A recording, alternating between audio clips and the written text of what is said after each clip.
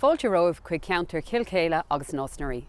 Tá súla gom go mhaine sibh tanmhas an glór seo inniu. Teanga an anama is se an ceol. Kilteel, or Kilteel, the Church of Teal in English, is home to the highest village pub and hill in County Kildare.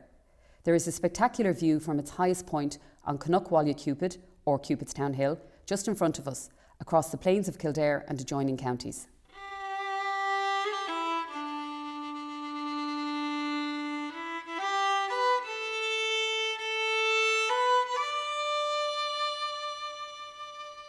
We are looking out over on Roth Vaughan, or Rathban in English, towards Cupidstown and Cromwellstown Hills, where it is said that Cromwell ordered the destruction of the convent built by St. Teal. It is said that the nuns hid in the valley here below us, and Cromwell set fire to the bushes, and that the nuns suffocated and burned. This spot is called Rathban, which some say translates as Fort of the Women. It is said that their spirits were seen floating skywards, headed by a lamb with a cross, and the road from here in Kilteel towards Kilbride is known as Lamb's Hill. The old graveyard, just below us, holds the remains of a 12th century Romanesque church with some interesting figure sculptures still visible.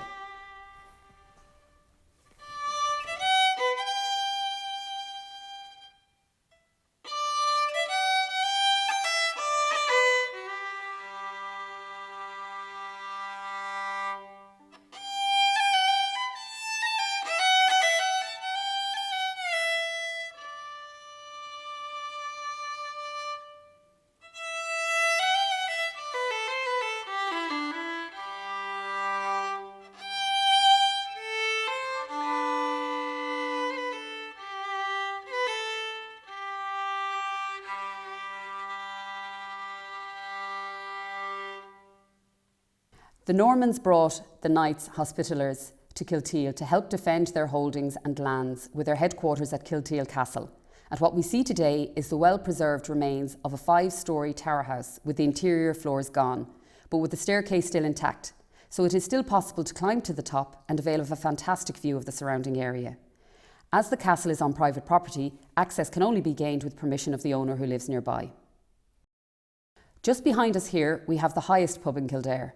The Kilteel Inn is owned by John Brennan and is home to our weekly Comhaltas Friday night music sessions. Adjoining the pub, we have the local community centre, which was the old Kilteel National School. The school was relocated just a few miles down the road to Rathmore, or on Rothmore, Oscailge. On the front wall here, we see a new installation, St. Bridget's Cross, and we'll now hear from Jack Dunphy talking about the annual St. Bridget's Art Festival. Kilteel is a small village in County Kildare. It's kind of bordered by Dublin, which is only about a quarter of a mile down the road, and it's bordered by Wicklow, which is about a half mile across the road. But we really are claiming our Kildare roots here in Kilteel. And about 25 years ago next year, we started this small festival to celebrate St. Bridget, to claim St. Bridget for ourselves and her connection with the earth. And we started planting trees here with the children to connect the children and ourselves with the importance of minding the earth. And we have been building this festival of celebrating the creativity of the earth and the creativity of the arts. And over the past 25 years, we have art, music, storytelling, and we built a fantastic weekend of celebrating people's creativity through music and through celebrating Bridget. So last year, clearly we didn't have one, but we made this lovely St. Bridget's Cross as our statement that while we weren't able to gather, we put up a Bridget's Cross to remind people of the significance of this hall to St. Bridget. And next year, when we open again, we will be back here in the hall, and we will have a fantastic weekend of music, art, outdoor fires, poetry, music with the Comhaltas children, and drama. And the weekend kicks off on a Friday, goes right through to Sunday, 3 full days of festival, all about ourselves as creators, the music as creating a nice place for people to express themselves, and of course reminding ourselves that minding the earth is really important for us all. Next year, the highest point of Kildare is just over there, and the highest pub in Kildare is here. We hope to get the County Council to light up from the top of the hill behind us here a spectacular light festival to tie in with our own simple fire of celebrating darkness into light. The sign of winter giving way to spring, spring giving us new life, and again that connection back. Without the earth, we've got nothing to celebrate.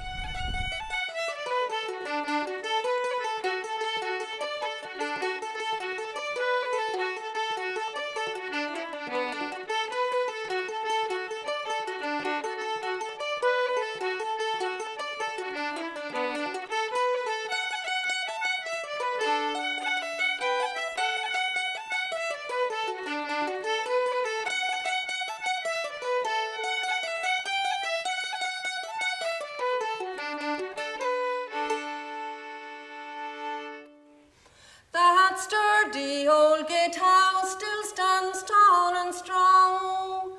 'Tis the only remains of the castle long gone. In the lonely old graveyard I'll bow down and kneel and pray for all buried in lovely Kilteel. Now the road into Naas passes through Furry Hill, where the views fine and splendid look down into Kill. For myth and for magical tales of days yore, the green shady road leads you into Rathmore. Now the moat at the centre is a place of renown. Historians state 'twas the burial ground. But climb to the top and uplifted you'll feel, looking up o'er the green fields to lovely Kilteel. Growing up in Eadstown beside the GAA pitch, Tig Byrne started a fantastic career in rugby while playing underage Gaelic football with the local team known fondly as the Town.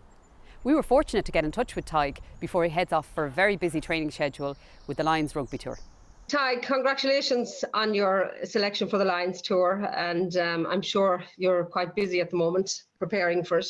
So it's been a busy few days, but it was great to meet everyone, and starting to get really excited to get going now. I'm sure you've met them all on the field of play over the last couple of years anyway. Yeah, I've played a good few of them all right, so it'll be a different experience getting to share the same jersey, but very much looking forward to it. It's a busy schedule, a lot to kind of do to get on the same page as one another. We'll have a lot of moves and stuff to learn, and I think that those 12 days would be massive for the tour over to South Africa. Yeah, well, it sounds very exciting. I'm sure there'll be not as much excitement for you, but heavy training and heavy schedule all the way. I know, it's all part of it. Very much looking forward to it. Your family are still up in Eadstown here, and of course all of Eadstown will be cheering you on now for the tour. And everyone's very proud that you're an Eadstown man and from the parish. You know, I think there's a bit of pride there, especially our family. I think, it was only a year and a bit ago now where we had to do photos for the World Cup, and Dan Sheridan was taking photos of our family and didn't really know what to do, and he said, what's something you used to all do together? And it was music, you know. We all used to play music. The odd time we used to go in practice, and we'd all end up practicing at the same time, and we'd all end up playing a few tunes together. And we had a great laugh where we all took out the musical instruments and that we played, and next thing you knew, we were playing a few tunes together again. And you know, that's what it is kind of bringing brought our family closer together. And you know, it's a bit of fun as well. Tig, what are your earliest memories of being involved with Kilteel Eadstown Comhaltas? I suppose for me it probably would have been going over to your house where it's first starting out. I specifically remember going up the side of your house, and we'd go upstairs and you'd be teaching us all the music from there before we eventually moved to Kilteel. So we were with you from the very start, I think it was, yes, into what you built over into Kilteel up on the Monday nights. So yeah, that'd be definitely my earliest memories of when we started learning music. you're retired from rugby and that you might have time for a few tunes. Yeah, exactly. I think it's probably something I wish I had kept doing. It's always funny, when you're younger, sometimes you don't put in the practice, and you mum and dad would be like, "You'll regret this now when you're older." And like, "Oh, I won't." And then all of a sudden you're older and you're like, "Geez, I regret not sticking with it." You're not that old yet. There's plenty of time. We have, up in the Comhaltas, we have lots of older, very mature students, and they're starting at 40, 50 and 60 even, so you've plenty of time ahead of you. I'm not saying definitely something I'll probably take back out when I don't have such a busy schedule. It's certainly, I haven't forgotten how to play. It's still there. It's just about taking it out, doing a bit of practice. And just, going forward for our younger students, and that, is there anything that you could advise for them if they have an interest in rugby or any other sport, really, as young players, what to do going forward? What's the... I suppose for me, well, there'll be two things. Obviously, enjoy it is the big thing. And the second thing would be, to keep at it. I think at times you're always learning. Even now, I'm still learning a lot on the rugby field. And when you're younger, sometimes you think you can know a little bit better, or you think some things should be done some ways, or whatever. I think your coaches or your teachers or whatever will always know better. So the more you listen to them, the more you'll actually enjoy it, because you become better players, better musicians, and even better as a person. So my advice would certainly be to enjoy it, and to listen and learn as much as you can. That's great, Tig. Listen, it's been great talking to you, and thank you very much, and the best of luck on your tour, on the Lions tour. It was great to see you. Cheers. Bye-bye. Thank you, Tig.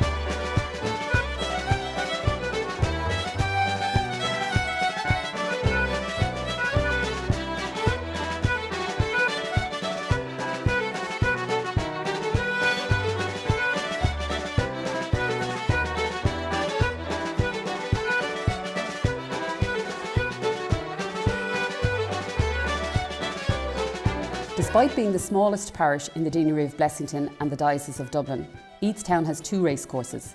Both Punchestown and Naas Racecourse are within the parish boundaries. Punchestown is known as the home of Irish jump racing and plays host to the very popular 5-day annual Irish National Hunt Festival at the end of April. As well as horse racing, Punchestown has hosted several music events, including the Oxygen Festival. Music artists AC/DC, Bon Jovi and Eminem have played sold-out concerts at the racecourse.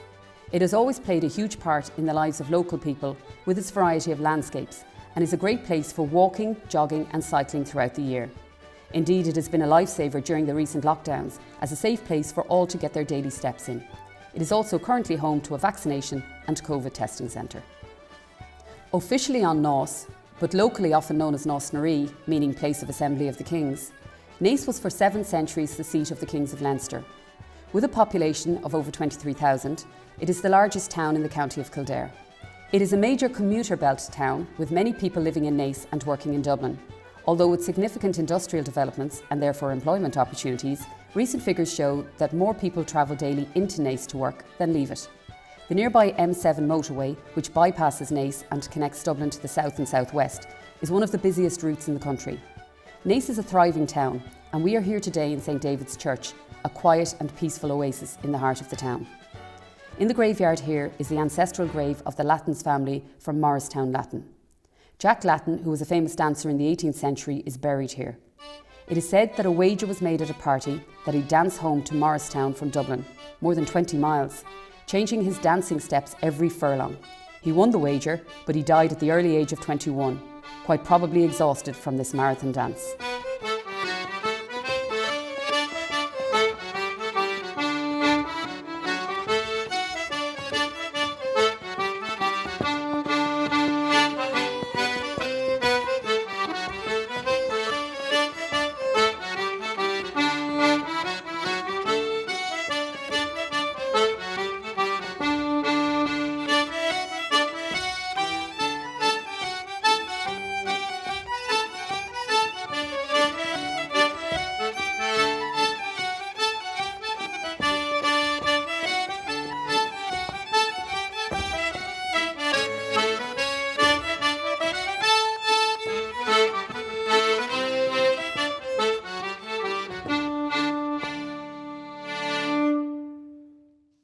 Is agras Jonach é sult na Solán, atá loníthe sna Solán in gunda Kildare.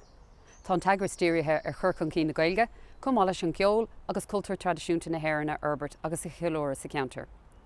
Chur sult na Solán tús leis an broséis planáil teanga go luath I 27, le sreac cruinnithe chun incara áil ó bhaintear chun Kildare.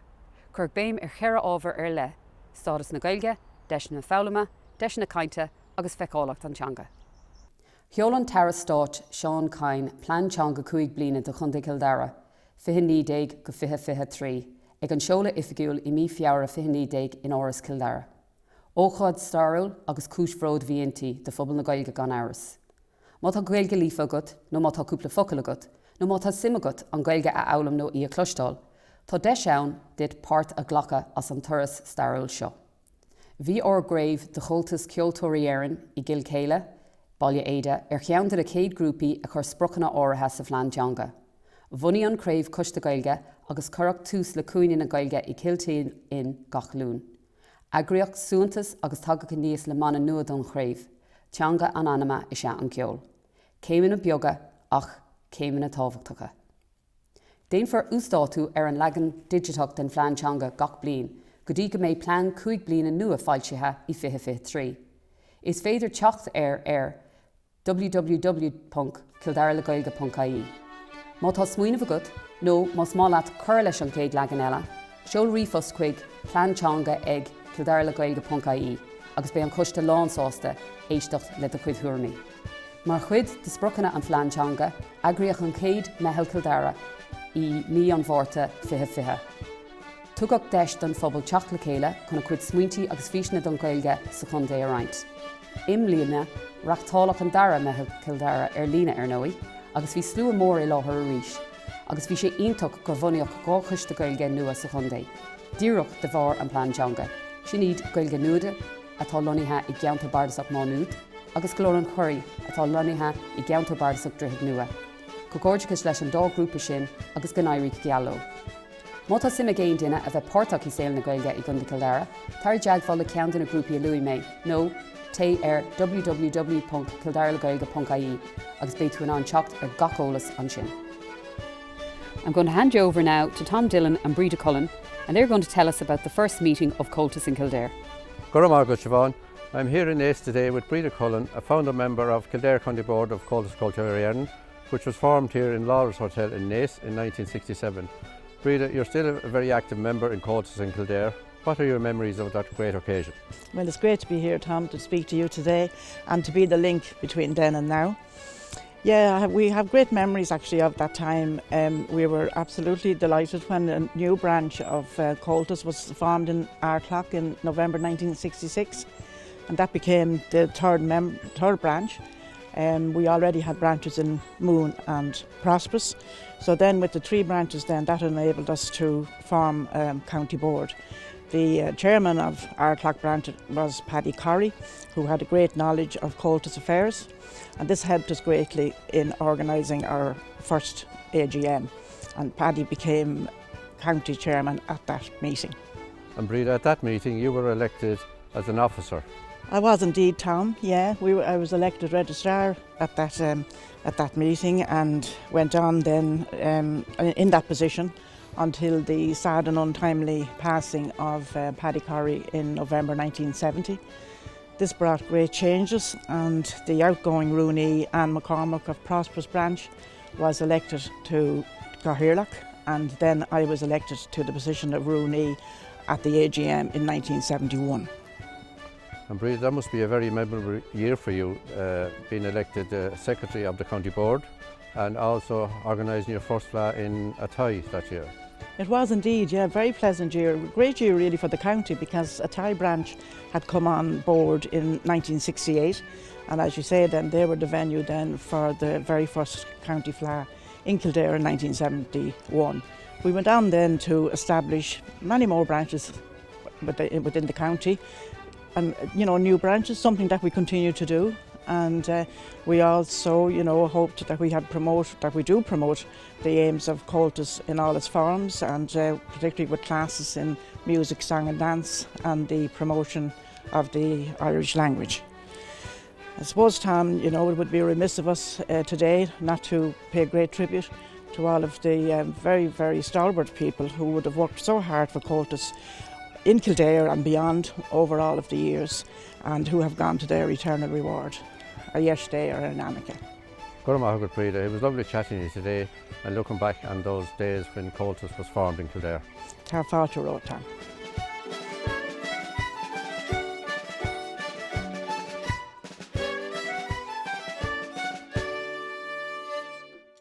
Sin a méid atá gcuin ó Kilteel Athy, Bé craobh áthí chun ara thuirtíomh don bhéad eile den chlór seo, bunig í tainmh as an ceol, an damhsa agus an crack hí sin áthí.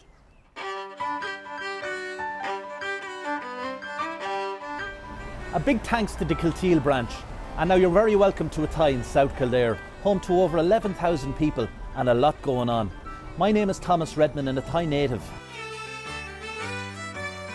I, along with a great bunch of locals, set about bringing back the Comhaltas Cheoil Héireann group after a 50-year hiatus. Also very proud of this town and its massive creativity and buzzing music scene, so sit back please and enjoy the interviews and the fantastic music. At this point I'd like to invite my colleague and friend Councillor Aoife Breslin, the current chair of Athy Municipal District. Aoife, thanks very much for taking some time out of your busy schedule for this interview. I wonder if you could tell us a little bit about yourself and your role and what the Athy Council does. Thank you very much for the invitation. I'm absolutely delighted to be here with you, having a chat across the table, as we would say, and I'm delighted to be able to talk about the MD area. As you rightly know from your days of being a councillor yourself, Athy is one of the most wonderful towns, and the whole MD area from Castledermot to Ballytor. We have such great people in the area. We've great musicians in the area. I know we're joined here today by Kevin Moran here with us as well. I know he's off busy learning the song that I've requested a number of times, and I'm sure he'd be able to do that in the next couple of weeks. We have Brian Hughes, who is world renowned. We've also Liam O'Flaylon, who used to unfortunately passed away. But Athy has such to offer, and I'm very fortunate to be Cathaoirleach of the council. And even though we're in times of change, and people are suffering and there's an awful lot of going on, there's also great joy out there, and there's a great community spirit. And I suppose, look, we've been part of the entertainment Athy, which has run over the COVID. We've had dinners delivered to older people, and there's been a magnificent attitude by the people of the whole MD area to roll out. And again, look for the good work that the music, your own organisation is doing with younger people, and bringing them along with the traditions and of Irish music, and learning them, from the very young to the very older. So well done you, and well done your organisation. Well, that seems very interesting, Cathaoirleach, and I'm very aware that you're fond of the arts and a supporter of Comhaltas. But I suppose, really, I want to know, why is music so important to the Athy Municipal District Council? Well, look, I'm very fortunate in my role. I'm chairperson of the Culture and Community SPC, which brings an awful lot of the arts together. I've been involved in the Methodist Church here, which yourself has been a theatre here. We've been involved in the library services. I also have been involved with Colin Walsh and the Maid of Athy, which has been absolutely a huge success. We've had the likes of John McKenna and an awful lot of people. Picture This is from Athy as well, and that's a whole Maid of Athy that we're going to roll out internationally, when the time is right. COVID, of course, restricted us in that, but as everybody knows who knows Colin Walsh, the man has some ideas, and he really has put Athy on the map in relation to international people who would have a connection here from Athy. It's clear Athy has a lot of creative energy. It's got a lot of pubs, a lot of famous musicians, a lot of those famous bands. You mentioned Picture This got the support of the municipal district. As the first citizen of the town, how do you keep it going? How do you support the arts and the music? I believe we have a very progressive arts officer in Lucina Russell who does a huge job. We also have in our own area Athy Town promoters who absolutely promote music within the area and promote all that's good, promote tourism in it. And again, look, we'll acknowledge the Blue Way is coming, and that's a huge potential for us. So those kind of things, and there's grants from the arts officer, and there's community grants and festival grants through the County Council. As you know from your own time, a lot of focus is put on to community and festivals and entertainment. Thanks very much, Cahirlock, and it's very clear that going forward that, you know, the council looks to support the likes of Kilteel, the likes of the music industry. They've been hit very hard with COVID, and you know, your participation here shows that we have close links with the local politicians, with the leaders in our community. And I suppose, will you end us with a little song? I will tell you a little story, and thank you for the compliments. Look, my job is not just providing housing, but it's providing the community aspect of it. Music falls into that, and the arts fall into that, and I'm very passionate about it. Unfortunately, my mother would always say she never sang into the cradle, she talked politics into the cradle, so I have no musical tone whatsoever. And I remember our old music teacher, when I was going to school, asked me not to sing any longer. And then they said to me I could mime. And then she said to me I couldn't even mime in tune. So, you know, they asked me to stop. But I do really appreciate it. But there's one way to empty a room, and that's to get me to sing. As you make your way today into the centre of Athy, your eyes are drawn to White's Castle, here in the very centre of the town. It's now in private hands, but this medieval fortress was built upon almost 500 years ago to protect the bridge on the River Barrow from the marauding invaders from Leaks. At this stage, I'd love you to hear one of Athy's most famous musical families, the Lawlers, playing a very special piece of music, and I want to wish a special thank you to their mum Kelly, who was the very first chairperson of the new Comhaltas Units group here when it started, playing Dee Dee Diddly Eye, the Lawler family.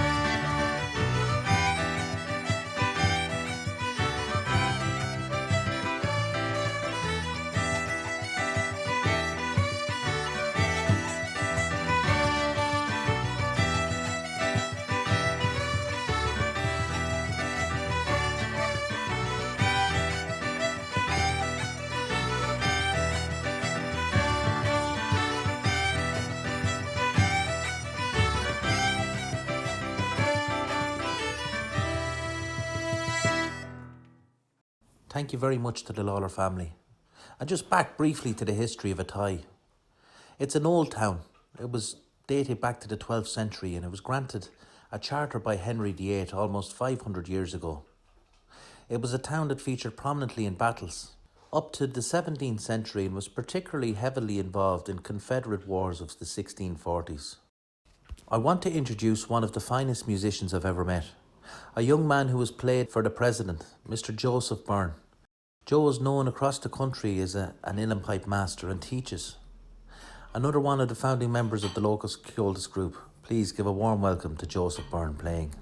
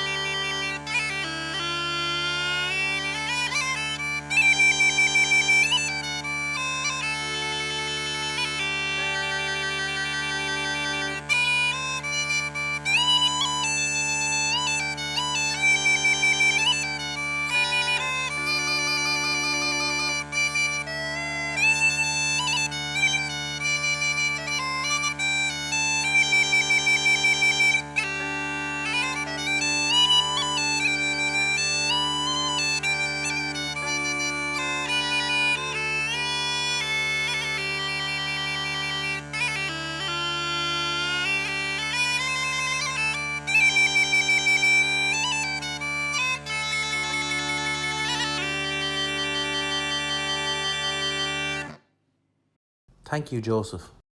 In the latter part of the last century, Athy was known as one of the finest market towns in Ireland. It's the home of Minch Malt, the country's largest malting industry. It's the birthplace of Tegrill.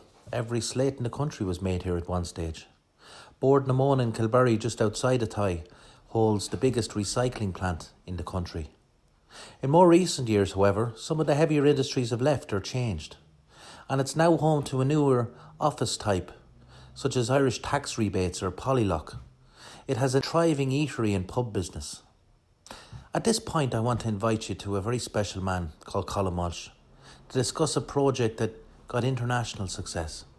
Colm is the man behind a lot of art installations here around Athy. I'm outside Willie Dial's pub where there's one, and across the road at the Methodist Church. Made of Athy is this project, and Colm, would you like to describe it to us, please? Well, the Made of Athy project celebrates the role Athy has played in music, not just locally but nationally and indeed internationally. We celebrate the diaspora from Athy. Like an awful lot of people would have emigrated, particularly to Manchester in the 1950s, 1960s, and their children were bands like the Buzzcocks, the Smiths, the Stone Roses, and also we celebrate the tradition of music because Athy was a market town, so it features in an awful lot of ballads. So with our Made of Athy, we also celebrated some of the great music heroes like Liam O'Flynn, Liam O'Flynn, who was a member of Planksty, and of course from up the road Christy Moore comes, and Christy Moore's first album produced by Dominic Behan, of course, featured the song Maiden of Athy, which is where we got the title from. Well, I suppose these installations, I see one here behind me on Willie Dial's pub to John Meanahan, the famous artist. There's one across the road that's quite interesting. Can you tell us about that one on Patrick Dunn's pub? Oh, that's for a lovely woman called Erden Kaivisto. Erden's mother left Ireland many years ago when her parents indeed emigrated, and she was brought up in London, met a Finnish man, and they got married. They lived briefly up outside St. Vincent's Hospital actually, but Erin was a young pop star in Finland. Her band Nylon Beat had I think 12 or 13 top 10 hits in Finland, and they're good people, yeah. Wow, that's fantastic. What's the future for Made of Athy? Well, we need to get through a whole lot more before first. We still have to celebrate a wonderful Athy resident, John Hurt. We still have to talk about the Buzzcocks and John Maher from the Buzzcocks. We've a lot more to do. Brilliant. Listen, so as you can see, Athy is blessed to have people like Colin working in the background, supporting the music from previous times, and this is part of, I suppose, the Comhaltas tradition that we have in Athy. Colin is recognised for that, so thank you very much. So as you can see, Athy really is a wonderful place to live. It's where the Barrow and the Grand Canal meet. There's some very attractive river walks, and the Barrow Blueway is about to make its way right down to the bottom of Athy, having a walkway from Athy all the way up to Robertstown. It's got the only horse bridge in the country. The former Dominican church has been transformed into a beautiful library. The town's park was gifted by the Duke of Leinster and now overlooks a beautiful Georgian train station with a growing electric car population. The town's demographic has also shifted. It's become very cosmopolitan. But one thing that's never changed was the love of music and the creativity that this town has. The centre of the town has again got boats in it, and this time instead of carrying coal and malt, they're carrying people, artists, families and weekenders, parking up and enjoy the town.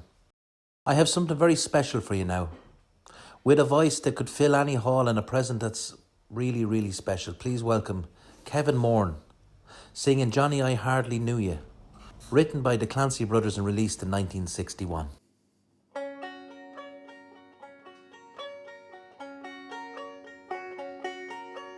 Come, me little son, and I will tell you what we'll do. Undress yourself and get into bed, and a tale I'll tell to you. It's all about your daddy. He's a man you seldom see, for he's had to roam away from home, far away from you and me. Remember, laddie, he's still your dad, though he's working far away in the cold and heat, all the hours of the week on England's motorway. Now when you fall and hurt yourself and get up feeling bad, it isn't any good to go running for your dad, for the only time since you were born he's had to spend with you. He was out of a job and he hadn't a ball. He was signing on the blues. Remember, laddie, he's still your dad, though he's working far away. In the cold and heat, all the hours of the week, on England's motorway. Sure, we'd like your daddy here, yeah, sure it would be fine to have him working near our home and to see him all the time.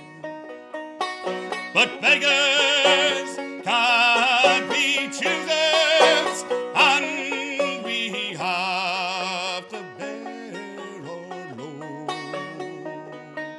For we need the money our daddy earns, working on the road.